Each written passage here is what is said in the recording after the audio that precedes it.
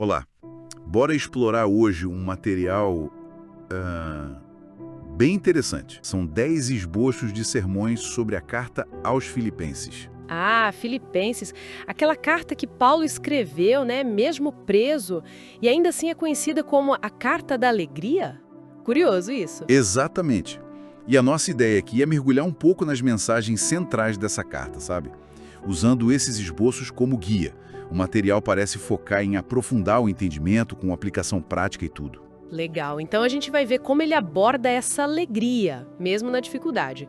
E outros temas, imagino. Unidade, humildade. Isso.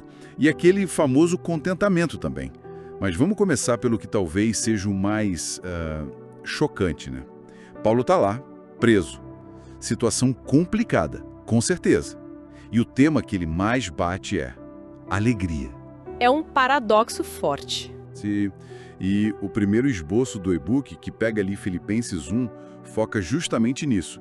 A alegria em meio à tribulação. E como ele aborda isso? É tipo ignorar o sofrimento?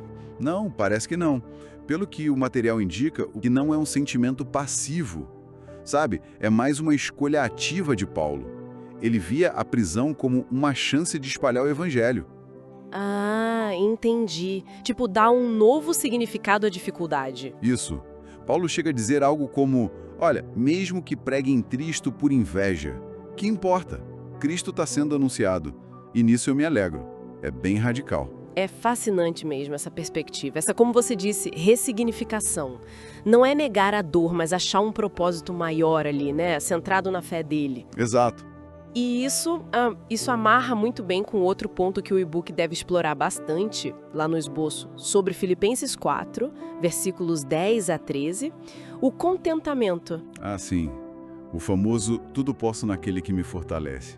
Exatamente, ali ele diz: aprendi a adaptar-me a toda e qualquer circunstância. É uma força que não vem de fora, das circunstâncias mudarem, mas de dentro, uma confiança interna, sabe? Sim, uma confiança em Cristo, no caso. O e-book deve trabalhar isso como algo poderoso para a gente encarar os altos e baixos da vida, né? Com certeza, uma chave importante. E essa força interna, pelo visto, está muito ligada a como a comunidade cristã deveria funcionar. Vários esboços do e-book parecem bater nessa tecla. Humildade e unidade, né? Isso. Tem esboços sobre a mente de Cristo, a unidade na igreja, pegando principalmente o capítulo 2 de Filipenses. O e-book deve detalhar bem esse chamado para ter um só pensamento, o mesmo amor. E aquela parte de evitar rivalidade, vaidade e considerar os outros superiores a si mesmo. Isso é muito contraintuitivo, né? Principalmente hoje. Totalmente. E o modelo para isso tudo? O próprio Cristo, claro.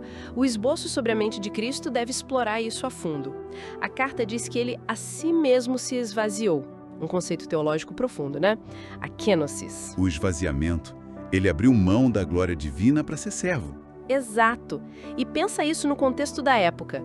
Filipos era uma colônia romana, cheia de orgulho cívico e hierarquia social forte. Aí chega Paulo falando em humildade, em servir. Era um choque cultural. Um contraste gritante com os valores romanos de status. Com certeza. E o e-book deve ressaltar como essa postura diferente servia de testemunho. Como Paulo diz em outro trecho que um dos esboços deve abordar, para eles serem filhos de Deus inculpáveis no meio de uma geração corrompida, brilhando como estrelas. Tipo, a diferença deles que chamava a atenção. Isso. E aí fica a pergunta: como é viver essa humildade radical hoje, no nosso dia a dia? É uma ótima pergunta para a gente pensar. E falando em perspectiva diferente, tem outro conceito que o e-book aborda lá no 10º esboço, a cidadania celestial, baseada em Filipenses 3. Ah, sim, aquela parte que ele contrasta os que vivem focados aqui nas coisas terrenas. Exato, que Paulo chama de inimigos da cruz. O foco deles, segundo a carta, está nas coisas terrenas. Talvez prazer, status, poder, sei lá. E em oposição a isso, Os cristãos cuja verdadeira casa, a cidadania, não é aqui, está nos céus. A espera pela volta de Cristo, pela transformação final do corpo. as implicações disso, dessa dupla cidadania, que outros esboços, como o de conhecendo e prosseguindo, devem tocar, são enormes. Muda tudo. Reorienta as prioridades, né? Completamente. O próprio Paulo diz que considera tudo como lixo, como perda, comparado a conhecer Cristo. E que ele avança para o alvo celestial. O e-book provavelmente deve enfatizar que isso não é pra gente se alienar do mundo, né? Tipo, viver numa bolha. Não, de jeito nenhum. É mais sobre viver no mundo, mas com valores e um destino diferentes. Como uma bússola interna apontando para o eterno, sabe? Entendi, faz sentido. Então, assim, pra gente dar uma amarrada no que esses esboços parecem mostrar. Vamos lá. A gente vê uma alegria que, tipo, vai além das circunstâncias. Um chamado muito forte para humildade e para união, inspirada no exemplo do próprio Cristo. E essa visão de mundo transformada pela ideia da cidadania celestial. Exato. Parece pegar essas ideias complexas e organizar de um jeito acessível para estudo e principalmente para aplicação na vida. É o objetivo, né? Sim. E para deixar talvez uma reflexão final, voltando ao contentamento, Paulo escreve: tudo posso naquele que me fortalece. O e-book aborda o contentamento não como uma aceitação passiva, tipo, deixa pra lá. Mas como uma confiança ativa. Isso, uma confiança ativa na suficiência que vem dessa força maior, que é Cristo para ele. Então, a reflexão é: como seria encarar os desafios do dia a dia se esse tipo de contentamento fosse a nossa base? Não uma resignação, mas essa confiança ativa. Exatamente. Confiar que não importa a situação, a força que a gente precisa está disponível.